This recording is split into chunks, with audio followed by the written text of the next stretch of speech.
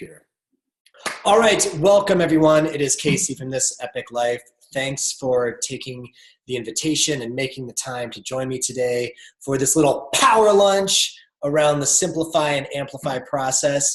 You know, I tried to make the process as simple as possible, so you've probably already blown through it. You have it done. If you do, that's great. Actually, let me know in the chat if you've already completed the process, or you could let me know in the questions box. But let me know if you've completed it and what made you join me today.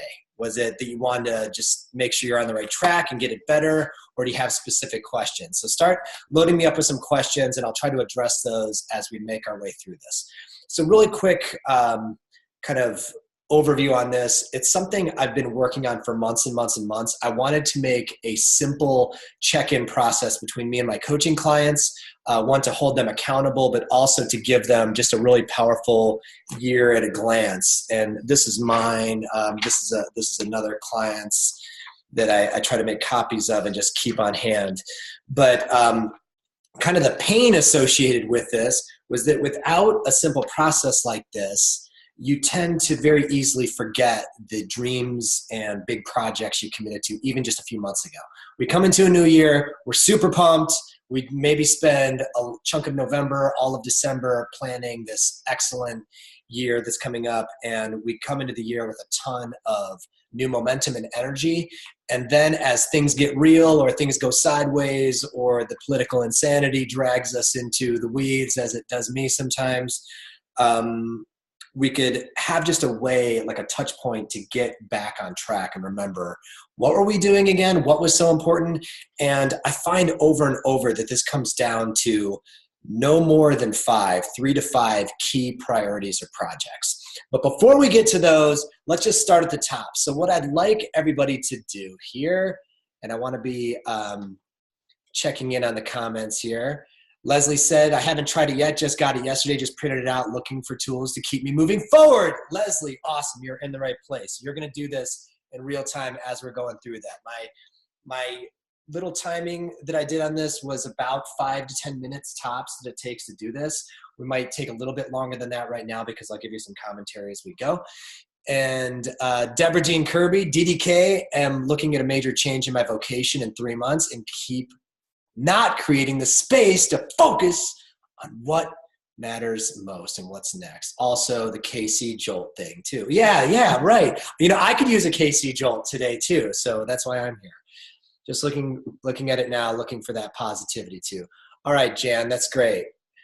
All right, I'll keep getting some, Tracy, just curious. You're a worksheet dork. I'm a worksheet dork too. I love creating them. I just created a new one for coaching clients today too. And yeah, who doesn't like a good worksheet? But what I love about this, just notice I'm kind of a design nerd, but I try to make it as simple as possible.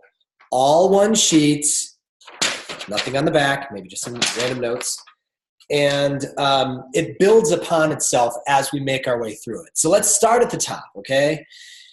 Answer these 2 important questions to explore this year. And I'll tell you a really quick overview of why these questions are so important. Is that we want to capitalize on all that our amazing life experience has prepared us for in this coming year or at this moment. People that know me well know that I ask this audacious question of myself anytime I walk onto stage unprepared or in a webinar situation. It's whenever you get the imposter syndrome question asking you, who am I to do this? Who am I to write a book? Who am I to launch a business? Who am I to take on a new vocation if you're DDK? You ask the audacious question, which is, what if I've been preparing for this my entire life? And there's some sort of quickening, some beatitude, some power that comes from a question that has that much gravitas to it. What if I've been preparing for this my entire life? So the first question I wanted to offer on this was something to just help align your energy and to just kind of recognize that your past couple of years, no matter how difficult or hard or challenging they may have been, I speak from direct experience. I did a complete reinvention at the beginning of 2016. It's been an incredible ride, but it was also a very harrowing one at times. I want to know the answer to this question. I think this will serve you very well in your journeys this year. Who did the last 2 years and everything you learned prepare you to become this year?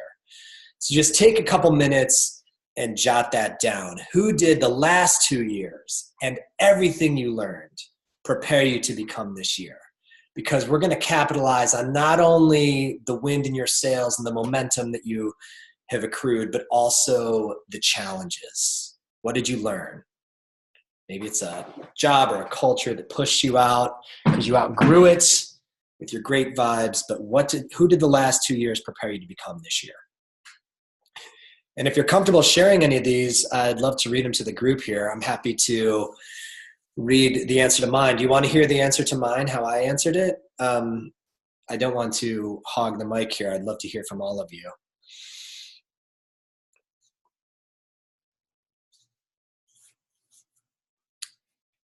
Okay, DDK, this is how I answered it. The last 2 years and everything that I learned prepared me to become basically a spiritual teacher and a coach who spends 50% of their time in Encinitas, California, writing books for executives and organizations, speaking and teaching, creating an abundant life, creating an inspired life of abundant, triple underline, adventure.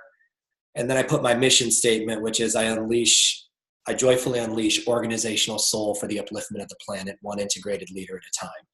So you can see I was trying to pack the power in there. I just jotted it from, from the top of my head, but I wanted to kind of tune in with all the work that I've been doing over the last couple of years to align these things. So the wording is very specific on that worksheet. Who did the last 2 years and everything you learned prepare you to become this year? You got that? You see the power in that question? Answer the question. Come on, do it. And if you're comfortable sharing any of these, I would love to read them. And yes, I'm going to do a couple waves just to move us through these awkward silences. Great to see you in here, Nicole, Melissa Killian, some of my favorite people. I love seeing the turnout today. Thanks so much for making it. All right, so I would like to know, who did the last 2 years prepare you to become this year? Wow, William, thanks so much. I made a career change 2 years ago. Was hoping it would reinvigorate my life. I realized at the end of last year that the issues with my life at the root aren't career issues, but lifestyle, spiritual issues. Wow, brother, that's amazing to realize that. And that 2, although there was aspects of the new career I liked, I was drawn to the career to change who I am. I realized a career can't change me, and I need to find something that is true to my more authentic self and goals. Boom. Who wants to give William props for the major vulnerability and openness? That's really beautiful, man. Thank you for sharing that. Smart man. Very wise man. He's a young man too, which means he's going to be way further down the road than I certainly am at this point. You got so much time to figure this stuff out, but you're in the right place. Yeah, this question taps into the soul identity, and we'll get to the soul in a bit. A lot of my clients want tactical results and tactical answers right away, but we always got to look under the existential spiritual hood and see what's going on in there and rejigger a couple things to get it all into alignment.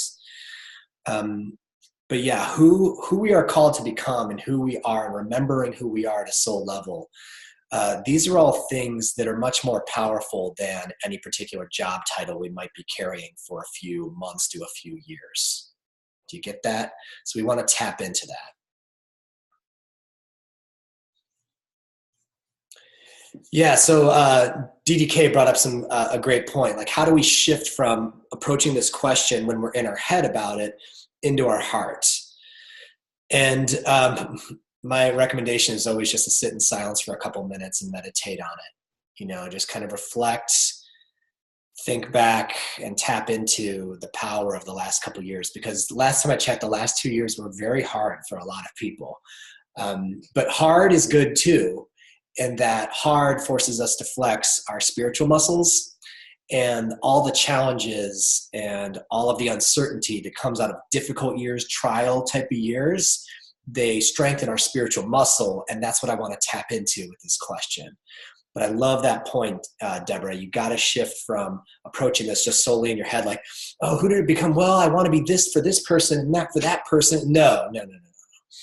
We want you to be the culmination of all you've ever lived in service to the greatest swath of humanity that you could handle. That's what we need to unleash, right? No pressure. Just jot the answer to the question. And don't overthink it either. Your heart is usually more concise and clear than the head can be. So just go for it and get it done. All right, who wants to move on to question number 2? We got any people want to move on to question number 2? Let's do it. I say we do it. There's this quote from Paramahansa Yogananda over against my wall calling to me that I feel compelled to read. So remind me to do that later in the call. I want to share this quote. I shared this earlier on Facebook, but it's really been sticking with me over the last couple of weeks. It's a quote about our relationship to time, because we're tapping into this deeper sense of alignment, this soul alignment. And if you know my work, this is a big part of the full life integration framework. When we get the 5 negotiables in line, soul, vitality, family, art, and work, we can slip into this flow state of full life integration and renegotiate our relationship with time. This is incredibly powerful before we get to these 5 core priorities, because a lot of people will think that, we don't have time on the calendar to accomplish all of these big honking dreams and things. And they'll say, who am I to think I can take all this stuff on, but all of this magic that's going to come from you happens outside of time. So I'm always looking for quotes that inspire me around renegotiating my relationship with time. But this one offered a ton of clarity to me, and I want to share it with you, because basically it says that our relationship with time has evolved as human beings have evolved over the last 150, 200 years, from the agricultural age into the industrial age and now into the information digital age. So let me lay this one on you. It's from John Naisbitt, who wrote Megatrends in 2000. Megatrends was this giant compilation book about all of the major trends facing humanity at the turn of the new millennium. What he said was, we are experiencing a profound shift in time orientation. The time orientation during the long agricultural period was to the past. The type of orientation in the industrial period was today, which means now, get it done, focus on the bottom line, efficiency. This is a very assembly line driven approach to time. Get it done now. And you could feel the stress in that when that old school way of looking at time lingers as we move into the future. But he said now the time orientation in the new global information era is the future. Oh shit, what does that mean? Things are rushing by us at an accelerated speed, getting more and more complex. We can't get a hold of it. It's too complicated. It's moving too fast. So we create a vision of what we want the future to look like. So that's hugely powerful. Step 1 is we create a vision of what we want the future to look like. Then that vision instructs us backwards in how to get there. The vision sorts out our decisions. You see the power in that? The vision sorts out the decisions. So what we're doing in this worksheet is we're creating a compelling vision of the future and how things are going to look. All right, question number 2. I wanted to throw in a little woo-woo sparkly fairy dust in here and, give a shout out to numerology, because 2018 is actually a power year. It's a year of mastery. And it holds a lot of spiritual power, planetary power. The cosmos is at our backs to identify our highest leverage area to pursue mastery in. If you could only pick one area of your entire life or one skill set to develop this year, knowing that it's a year of mastery and you will be supported in doing that, what would it be? And I would love for you guys just to throw some of these out here. You can just tell me what they are. Let's see. We got a question in the Q&A.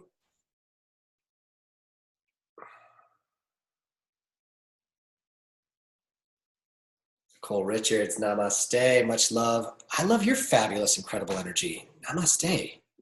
Yes. What's one area that you could pursue mastery in this year? Highest leverage area that could impact all different areas of your life and business. What could it be? Self-care. Leslie, that's a powerful, powerful area. Yeah, I agree. The book I'm writing right now is on full life integration. Essentially, it's a book about self-care. And the investment you make in that has compounding returns in every area of your life. You have to be able to expand the vessel that your divine spirit and energy projects through. And you do that through self-care because everybody else around you benefits. And it feels selfish, but it's the opposite of selfish, I assure you. Tracy Graziani, writing. I love it. Yes. Focusing on writing. Area of mastery, deciding to thrive in my whole life, not just work life. Yes. You know, DDK, your smile and giddy, infectious, smiley vibes are so in line with the idea of thriving. Every time I see you at camp and other places, I just feel like you are thriving, aren't you? Decide to thrive in your whole life, not just work life. Well, maybe I only see you at camp, so it's not a totally objective point of view. Mary Krause, asking for help, asking for more. What's the etc.? You don't need to be ambiguous here. Be clear. Blanca Rodriguez, you know I love you. Keeping what is important, removing clutter, physical, mental, emotional. Wow, getting clear, clearing space, paring down. Anita Drummond, stillness. Awesome answer. Who couldn't use more stillness?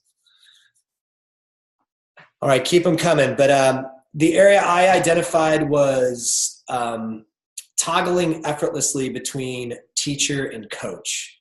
I felt like that's where my mission has been evolving towards. So I invested in getting my coaching certification, thanks to Karen Wright for kicking my ass lovingly for so many years in that direction of getting that done. It's been a huge journey so far for me this year. I want to be able to ask the perfect questions so they land with my people and that they get integrated. I feel like I could shift people quicker with those types of questions. So that's what it's about for me, is serving others and coaching. Zabi, believing dreams are possible and supporting that in every decision. Zabi Johnson. Yes. Hi, Zabi. Yes. Self-belief, self-directed. You know, even the idea of calling them dreams can be problematic. I have this problem with striving too, because we notice that in the striving for things, we're actually pushing that thing away that we're striving towards, and we're subconsciously holding that thing as separate from us because we're striving towards it, versus stepping into it and being it and adopting some of those attributes and letting that continue to grow and manifest around us. What I would say, Zabi, when I'm just watching it from afar here, but you're living in France, living many aspects of your dream already, and you always have the most badass hair while you do it. WD, accepting abundance with grace and ease. Yeah, walk around your Smithsonian exhibit of a living situation, DDK, and look at all those amazing artifacts from all around the globe. Wouldn't those be considered abundance? Just saying. Grace and ease. Yeah, grace and ease. All right, so you don't have to, at this point, I got to tell you, don't get hung up on overcommitting too early just by putting something in writing. Meaning, your mind will tell you, oh my God, be careful what you write down because it's so significant that you're committing to it, and you're saying no to all these other things. You're shutting doors in these other areas by saying this one thing. It's like, don't get all heavy and uppity about it. Just put something down. You kind of know, you kind of feel these things bubbling up inside you. I'm just asking you to articulate them onto the page, okay? I'm not trying to pressure you, but do it now. Okay. Year of mastery. Now we get into section 2, identifying the 5 focused priorities or projects. There's a few different ways to do this. And I did this with an executive client last week, and he's a very busy guy, CEO of a big company. And what I love about where he ended up was his 5 priorities literally mirrored the 5 non-negotiables of soul, vitality, family, art, and work. So quick little summary of the 5 non-negotiables. Those are part of the full life integration framework. Soul practice is to deepen your spiritual connection on any level. Meditation, yoga certainly counts, but aligning with something bigger than you. Putting your petty little human concerns in the lap of some giant spiritual force that will express through you. That's soul. Vitality, how you fuel your body, how you move your body, how you take care of your bodily temple. Family could be not only your family of design or your kids and wife and all those things, but also your friends, all the closest relationships in your life. Then into art, your creative expression. And then finally, we have to have work on there on some level. I'll tell you right now, my 5 focus areas are mostly work-related things for this year.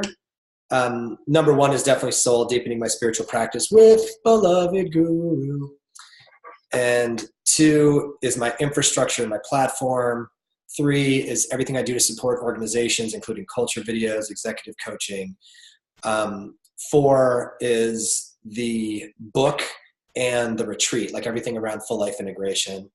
And then 5 is, as I mentioned before, coaching skills. So think about those 5 areas and just jot down. And again, don't get too complex about this. These should be kind of overarching areas that other projects or little desires can roll up to, you know? So if you want to give me some examples in the chat, I'm happy to help you kind of align these or straighten them out a little bit. But think of 5 key areas. These are the things that would unquestionably drive your joy, your sense of fulfillment, your income, your abundance, your relationships. Like, these are the things that you've probably known you're here to do for a while, but may or may not always make it onto the schedule. 5 key focus priorities or projects. Notice how these are lined up horizontally and not vertically, and that was done highly intentionally because I don't want you to feel like any one of these is any more important than the others. These are all you. Boom, boom, boom, boom, boom. Got it? And what I found with each of these is that, by the way, I should mention that part of this evolved out of doing Brian Tracy's extremely tedious, very long, very involved, very not productive for me personally, ultimate goals exercise. I did that every year for 5 straight years on New Year's Eve. It would take me about 7 to 8 hours. I would do it. And by the time like May came around, or like even right now, like almost April 1st, I was not really working on the main goals that came out of that program. So I was just like, cut the clutter, cut the fluff, and just get clear on the key 5 and have these things stare you in the face all day long. I'm not going to pull out a Brian Tracy workbook every 10 minutes, but if I'm looking at this on the front of every one of my binders I carry around with me, it's going to get into my subconscious and create the steps to pull this into manifestation. Outlining a book I'm writing and timeline to develop sources for each chapters. Awesome. That's great. Anita, I can tell you what I've been learning in this area if it's helpful, because I have a book on here. Haven't written a book before. I did sign up for some support, coaching support through my amazing friend Cynthia Morris. She's a great writing coach, author herself. And what I've been working on over the past couple months is just establishing a non-negotiable writing habit every single day. Believe it or not, outlining the chapters was way easier than I thought it would be. That took me maybe 25 minutes once I sat down to do it. If you know your topic, it's always been in your head. So I put those in Evernote as individual notes, and then I jump into each of those each day and just write 750 to 1,000 words a day. And then, right now I'm just kind of building this big wad of clay, and then later we'll get to editing and, smoothing it down. Daily meditation rituals. Yeah, DDK. I feel ya. That's huge. Daily meditation practice. If only I knew anybody with resources to help you do that. Let me rack my brain. I know this is not easy for a lot of people, and sometimes it's better at different phases of the year than for others. It certainly is for me. I went to a workshop last week with a couple monks who were on tour through Cleveland, and I got to pick them up at their hotel and take them back later. So I was totally like driving them and asking them a million questions. And their their workshop on deepening the meditation practice was so profound, and it took all of my thoughts and teaching around what I do to help people create the habit just to a whole different sphere. It was very deep. But really it comes back to showing up every day, lots of self-compassion, and making sure you're doing the simple things each day to get the minimal benefit out of it, to kind of keep you on that little reward part of the habit ritual. So you sit down, you get your own attention, you claim and reclaim your attention as many times as necessary, and then finally you direct your attention at the end. That could be 5-minute meditation or 5 hours of meditation. But that's essentially what we're doing every single time. Morning routines. I like your style, Jamie Arsman. Yeah, it's those are easy to go by the wayside. What I've been noticing lately is that I have my morning routines, like the meditation happens before 7 in the morning. There's always like do an hour meditation. And trust me, it took me years and years to work up to that. That's not me beating my chest. That's like, holy crap, I actually do that. But there's other things that want to get in there. Running, different spiritual practice, journaling practice, focus wheels, gratitude journal. There's a lot of things now. And sometimes those can happen. Sometimes they can't. But what I'm noticing is I'm willing to push the start of my workday back to 10:30 in the morning if it means that I'm starting with my vibe getting launched out of a cannon, because I don't have time for activity. I have time for action, specifically right action.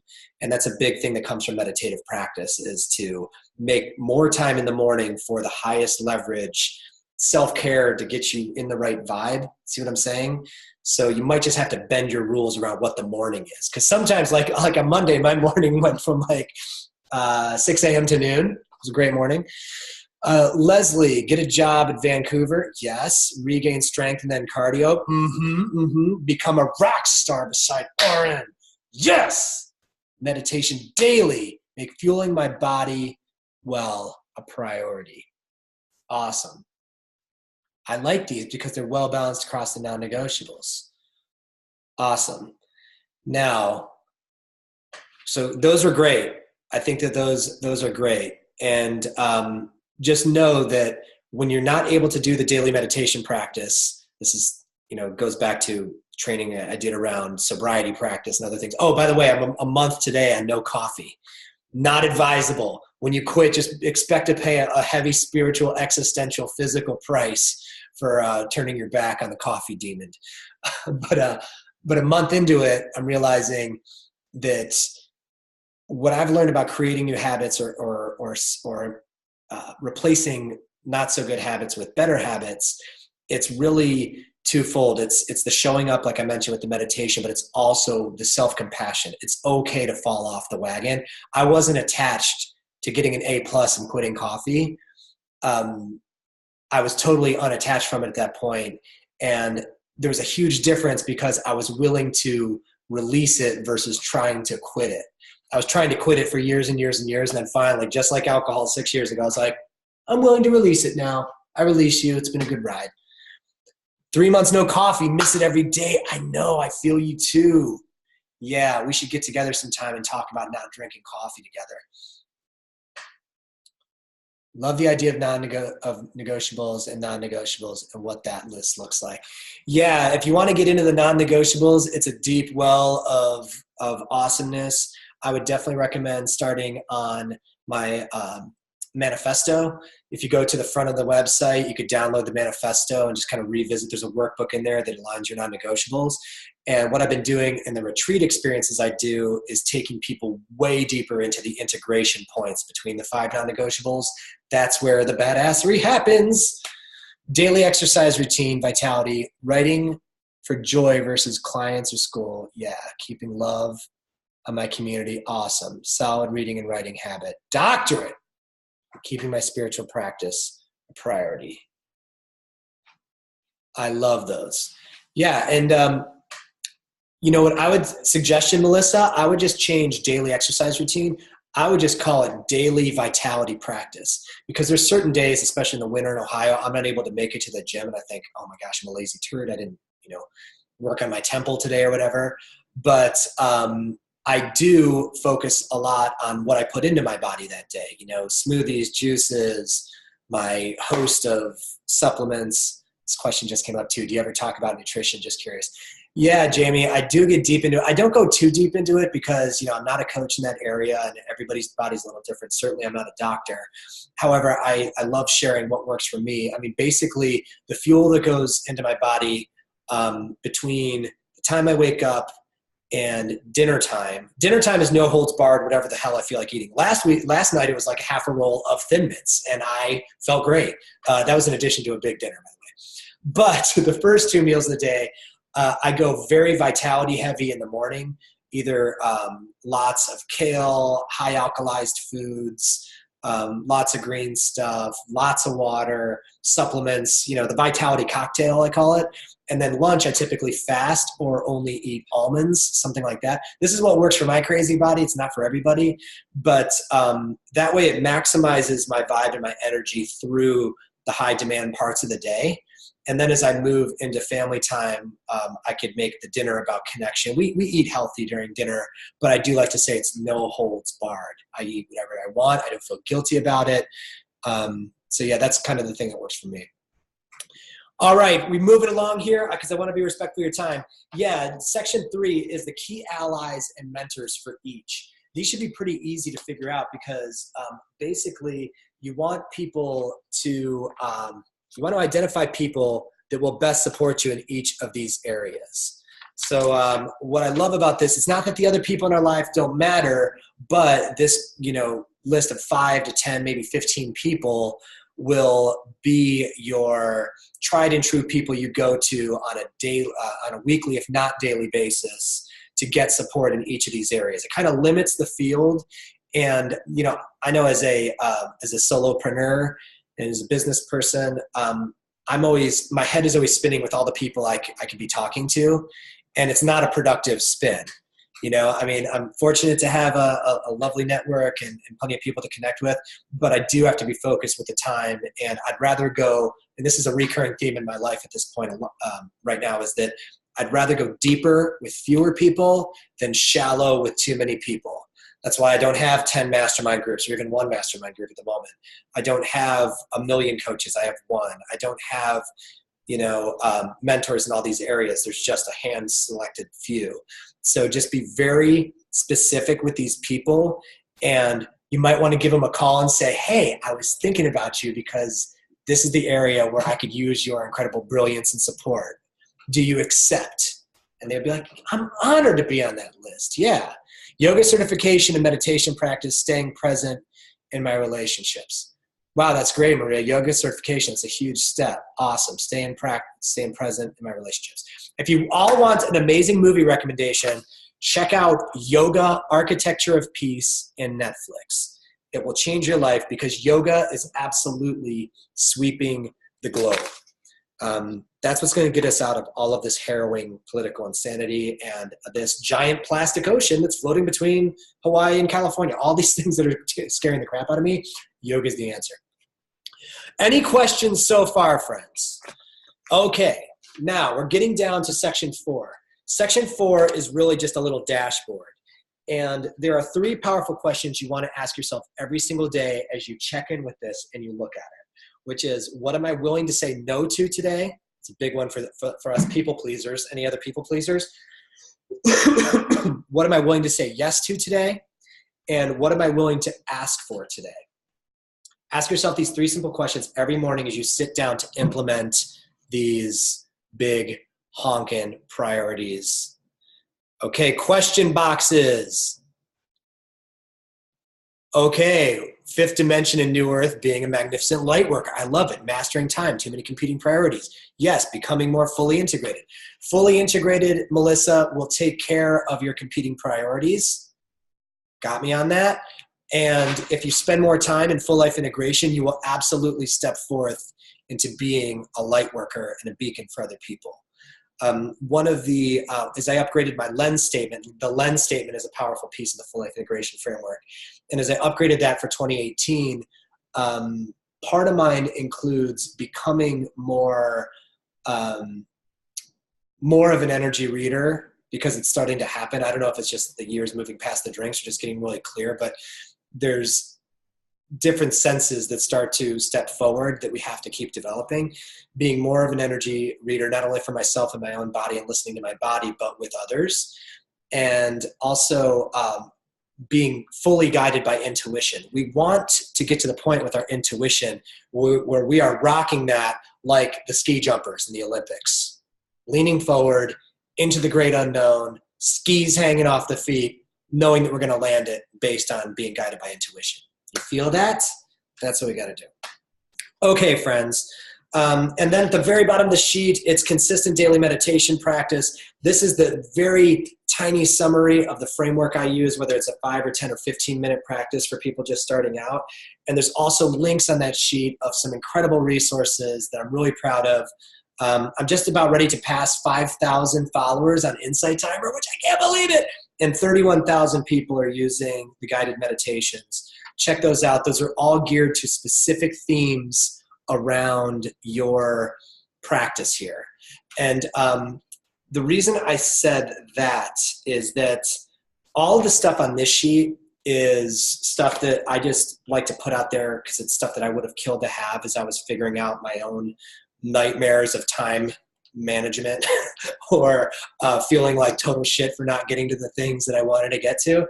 And then, but really, if you really take a look at this, it comes back to daily discipline while keeping the vision in mind. See how that works? So the top half of it prepares you to clarify a compelling vision. And here's a couple other questions that might be helpful if you're game. And I'm definitely open to more questions too. So keep them coming. Sometimes it's a challenge to figure out what to say no to. Any insights? Yeah, well, there's a great post by I gotta think of his name, Derek Sivers, who's the creator of this site called CD Baby, and it's basically the piece is if it's not a hell yes, it's a no. And I had to say no to some pretty things that I would have been really excited about a year ago. I had to say no to them to make room for all the other stuff on this list this year. And you could tell when you're making major progress by how much it stings to say no to something. Because, if you're not feeling it, it's going to compete with your stuff. You say no one time, you politely decline it, you don't rationalize it, you don't go back and sorry, I said no back there. No, it's not even a no, it's a not right now. Okay. And, there is something to say no to at least every day if you really think about it. I mean, chances are it's scrolling Facebook feed, it's habits that don't serve us, it's stuff that's pulling us. Those are the small no's, but the big no's are things that we may have been putting off, just giving people a clear answer on because our energy is kind of split like you're standing on two ice floats that are floating away from you and you're kind of doing the Jean-Claude Van Damme, wanting to keep one foot on each side. Like I'm literally sitting in my chair right now doing the splits. I wish I could show you. You can't really see my feet, but do you get that? You don't want that split energy, so you got to say no and fully commit to one side and jump over to the one that you believe in more. And sometimes it's harder to say yes to our big honking dreams because, well, they're not manifested. I mean, they don't really pay that great. My employer fills my calendar with bullshit because they pay me to do that to me. Not saying that's all employers, but you know what I mean. But, my book is not revenue generating right now, certainly. However, it's absolutely the most important work I do all day long, maybe outside of meditating or hugging on the family. But it's when that work is done, it's kind of money in the karmic bank and sense of self-identity, self-worth, soul connection, Yes, I'm in your head, Deborah. If it's not a hell yes, it's a no. Yeah, I've had to say no to a couple incredible events, like either emceeing events or speaking at conferences. And it's painful to do that because I would have killed to be on that stage. If you haven't guessed, I'm kind of an attention hog. But doing the quiet work, Tom Petty, an amazing man who we lost a couple years ago, last year. In his book, in his autobiography, basically he's talking about songwriting, and he said that nobody wants to write their second record. Like everyone has their entire life to write their first record. It's usually great. And then their second record, the sophomore slump, is real because nobody wants to do the long, often lonely, hard work of songwriting. You know what I mean? It's time to get back to the lab. So say no to the things that keep you out of that zone. Remember at the end of 8 Mile when B-Rabbit, Eminem, turns to his buddies who are like, let's go celebrate your win. You know, your win is our win and all this. Let's go party. And B-Rabbit's like, hell no, I'm going back to work, you know? That's what we got to do. We got to get back to work. My challenge, not feeling guilty for striving for more in areas of my career. When I think I'm placing too much energy in grasping for that something, when I know I should just maybe accept things. It's a painful place and hard to really articulate. Let me see if I could try to put some thoughts around that for you. Striving for more. When I think I'm placing too much energy in grasping, that's something. What I'm getting from that is the difference in the energy. There's a differential between the striving, which is kind of that pushing energy, and the, you know, not me first, but that kind of getting ahead, charging energy, versus the grace and swagger that comes from allowing. Grace and swagger sounds pretty sweet. The problem is not many of us have a deep trust in grace and swagger or allowing, so we snap back into striving mode. And don't get me wrong, there's nothing to feel guilty about when it comes to ambition. We need ambition, as long as that ambition is tied to the greater service of humanity. As long as it's tied to the ambition and the upliftment of others, you're perfectly fine to strive as much of the hell as you want to, because it's better for all of us, right?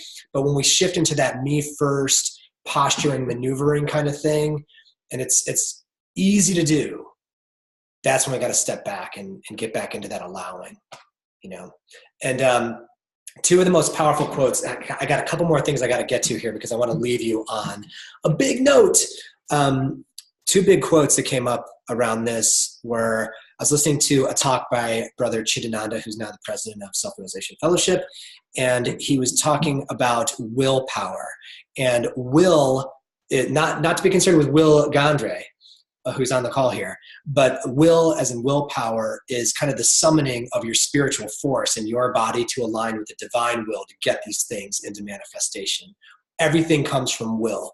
We have to do things to exercise our will on a daily basis. That's why I'm saying, what am I willing to say no to? What am I willing to say yes to? What am I willing to ask for today? The language is very intentional. Willing, willing, willing. I didn't ask if you can do it. I asked if you will do it. That's what Yogananda always said when he was asking people to move mountains. I didn't ask can, I asked will. Will you do it? So when it comes to will, the two spiritual quotes that Brother Chidananda shared, which were kind of powerful for me because I was never really big into the Bible. I never really it was never accessible to me. It was the two biggest mantras that engage the human will are, thy will be done. Oh, thou art the doer, not I. So basically surrendering to the divine will and saying, so when we are in that striving place, we're trying to satisfy some sort of human need of like, I deserve that job title or that money or these clients, or I deserve it, it's mine, it's for me. It's like that Napoleon kind of vibe, right? But when you stop and you say, thy will be done, not mine, it releases you and you go back into grace and swagger mode. The other one is thou art the doer, not I, and thy will be done, not mine. I don't know if I got those backwards, but thou art the doer, not I, thy will be done, not mine. Thy will be done. All right, friends, with that, I thought I would share a quick little quote from my beloved guru, Paramahansa Yogananda, around endurance, because all this stuff too, you know, it takes two things to create this. It takes endurance and it takes accountability, and accountability to yourself, certainly. And this is the biggest first step of that sheet. And the other part I wanted to throw out there, this is in no way intended to be a hard pitch, is that I am expanding my coaching practice, and I am looking for 5 to 7 new coaching clients that I have room to work with over the next 3 to 6 months. It's something that I'm deeply passionate about and it's an area of my work that I kind of got into by accident. I always thought I'd be a one-to-many solution, and the more deep work I do on a one-to-one level, it's hugely rewarding for me. And but more so, it's the transformation it creates in other people. God, the case studies that come off this stuff is insane. So I'll put information in the chat about that just so you have it. But let me finish with a piece about endurance. And please let me know if you're finding this stuff helpful. And also, too, the thing I just put in the chat is if you want to talk to me one-to-one directly, grab 15 minutes on my calendar. I want to hear what you're creating. We can walk through these 5 core priorities. That's just a thank you for you showing up here today. Please grab the 15-minute slot. I wish I could do 30 minutes or more with all of you, but 15 minutes would be great for starters. And then if there's something deeper there, let's talk about coaching support, because that is where I could become a nuclear reactor or a Mr. Fusion, if you will, for your flux capacitor. Do you get that analogy? Yeah. Shilpa, yeah. Right on, me too. I need this too, what a miracle. Endurance, here we go. You need not drown. This is Paramahansa Yogananda, author of Autobiography of a Yogi, one of the most renowned spiritual teachers in modern times, certainly. Endurance. You need not drown in the river of life when you encounter the strong storms of trials. Learn to be an expert boatman or woman, and you can row across this tumultuous river to the safe shores of heaven. As you work and plan, remember that it is your divinity who is working through you. Your mind should be charged with joy and detached from all unpleasant experiences. Be active, but not constantly active. Relax completely when you're not active. Strengthen your willpower so that you will not be controlled by circumstances, but will control them. Develop your willpower by striving to do things that you thought you could not do. Work for others, thus will you develop endurance and strength. Jai Guru. Yeah, reboot.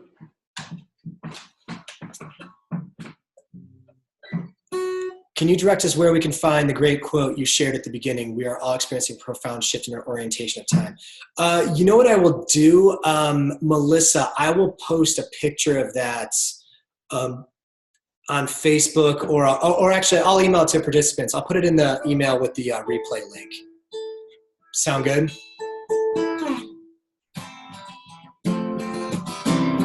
Any other questions I could help you with right now? We got like about 5 minutes or so. I want to be respectful of all your time. I know it's your lunch break.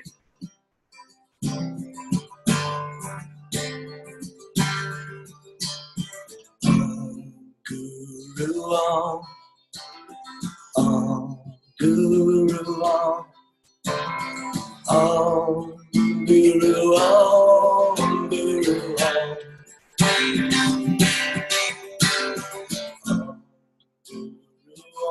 May you start your reboots. May you identify your focus, key priorities. And most of all, may you engage your very capable, very strong, dynamic will to summon the divine will in you to get these things into manifestation. I know that sounds heady. I know that sounds big, but all of the effort, all of the muscle, all the time, all the struggle it takes to create this stuff will come from the alignment of those things. That's why the soul non-negotiable is so key, and it's number one in the framework, is because it powers all other non-negotiables. And if you integrate it with any one of those, everything improves dramatically.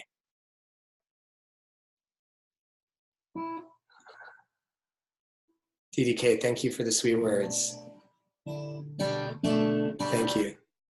Do I find vision boards helpful? Maria Jones, we should go on a trip through my house right now. Yeah, vision boards. I have a vision board. Yes, I find them very helpful. I love the process of making them. I created a gigantic one with my daughter a few years ago. That one is still in my basement, and because stuff is still coming true on it. So when I led the retreat in Encinitas in November, that whole thing, all the people that were part of it were somehow represented in that vision board. It was like, so that's been around for a few years. The other thing was that my current vision board, I do a new one each year when I do my goals process, and I put that one square above my altar. So there's the altar where I spend a lot of time meditating, and then when I'm sitting in the last stage of the meditation, which is directing your attention, so once you've done the work to clear the channel, you direct onto that vision board, and you tune in with that. You start tuning in with the gratitude of those things already having come to pass. So that's the practice with the vision boards. Yeah, Shilpa. Vision boards are crazy. There's things in this, like, 5 years ago, I had a vision board about wanting a house in the middle of the woods that we didn't know existed. We didn't know this place existed. It was like, look, there's a unicorn on the wall. My house, my rules. Unicorns rule. But yeah, it's all manifestation. But I want to be clear that it takes very focused work on our part to align ourselves and to show up to do the work of manifesting it. That's why this isn't just some intention manifestation exercise. This is getting clear on who's going to help you, how you're going to show up for these, and leveraging all the resources we could possibly get our hands around to make this happen. So yeah, I really hope you apply this, and I want to hear your case studies and success stories. That means the world to me. Yeah. Come visit Shilpa. We'll do some yoga. Awesome. Bring that kid. The pool is epic in the summertime. What can I say? All right, friends. I send you love to your day. Please have a wonderful day. If you have any questions about coaching, please reach out.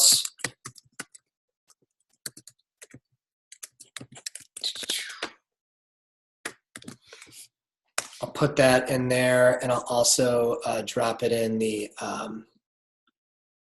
chats. Excellent.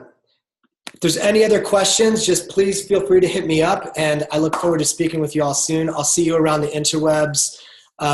Definitely, my whole business and my mission to unleash organizational soul for the upliftment of the planet, one integrated leader at a time, that is all carried out on word of mouth referrals. So if you know people that could benefit from my work or any of these free resources, I ask you please forward that stuff along. It's always wonderful to expand the circle for this work. Am I still doing Friday morning pause? Yeah, that's a great question, Melissa. Not currently. I'm not. I want to get back into that at some point. It just isn't the right time. I miss guided meditation. Love the work you do and all the work you see. Wow, thank you. Thanks so much for the sweet words. Feel good, you guys, such a beautiful crew of people. Nicole, Katie Doolittle, mother of the cutest baby on the planet. Not that I obsess over your baby, Katie Doolittle, because that would be inappropriate and weird. But when you post pictures on Instagram, I think I may even comment, Auntie Chrissy loves you, little nugget. I want all of your relatives to be completely weirded out by how much I love your child, because she's so beautiful. Oh my God. Looks just like you. Same Katie Doolittle energy in a tiny little package. Who knew that could happen? Saul, great to see you in here, brother. Awesome. Let's see what's going on in here. Thank you. I love her. Have a lovely day. Great to see you too, Zabi. All right. Have a wonderful day, everybody. Much love. Talk soon. Casey out. Ooh, South Carolina Yoga Festival in October. You have so much sage advice. We could use you down here. Reach out to me about it, Maria. I would love to figure that out. October might be able to work for my schedule. Go get it today, friends. Go get it. It's out there.